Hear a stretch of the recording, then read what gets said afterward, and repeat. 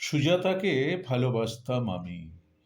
এখনো কি ভালোবাসি সেটা অবসরে ভাববার কথা। অবসর তবু নেই। তবু একদিন হেমন্ত এলে অবকাশ পাওয়া যাবে। এখন শেলফে চারবাক, ফ্রয়েড, প্লেটো, পাভলভ ভাবে সুজাতাকে আমি ভালোবাসি কি না। পুরনো চিঠির ফাইল কিছু আছে, সুজাতা লিখেছে আমার কাছে। 12, 13, 20 বছর আগের সেসব কথা। ফাইল নাড়া কি যে মিহি কেরানির কাজ, নাড়ব না আমি। নেড়ে কার কি লাভ। মনে হয় অমিতা সেনের সাথে সুবলের ভাব। সুবলেরই শুধু। অবশ্য আমি তাকে, মানে এই অমিতা বলছি যাকে, কিন্তু কথাটা থাক। কিন্তু তবুও আজকে হৃদয় পথিক নয় তো আর।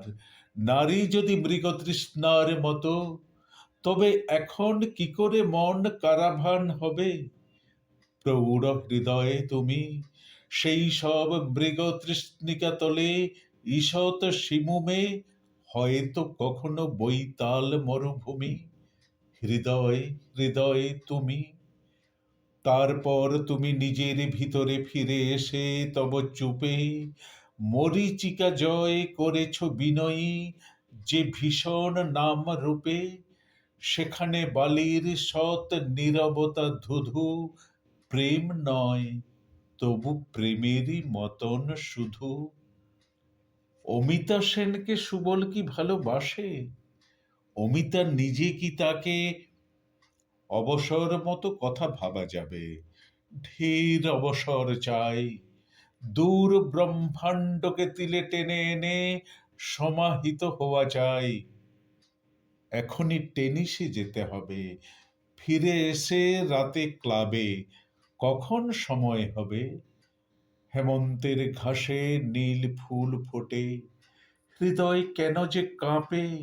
ভালোবাসতাম স্মৃতি, অঙ্গার, পাপে তর্কিত কেন রয়েছে বর্তমান। সেও কি আমায়, সুজাতা আমায় ভালোবেসে ফেলেছিল, আজও ভালোবাসে নাকি?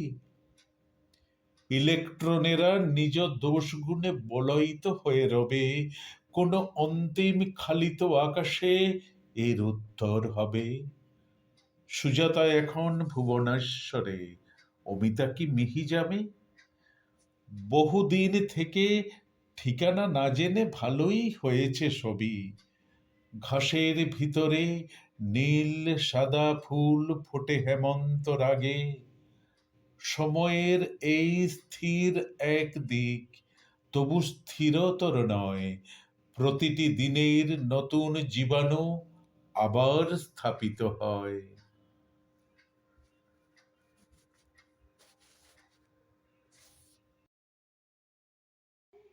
নমস্কার। ভিডিওটি ভালো লাগলে লাইক, কমেন্ট ও সাবস্ক্রাইব করে পাশে থাকবেন। ধন্যবাদ।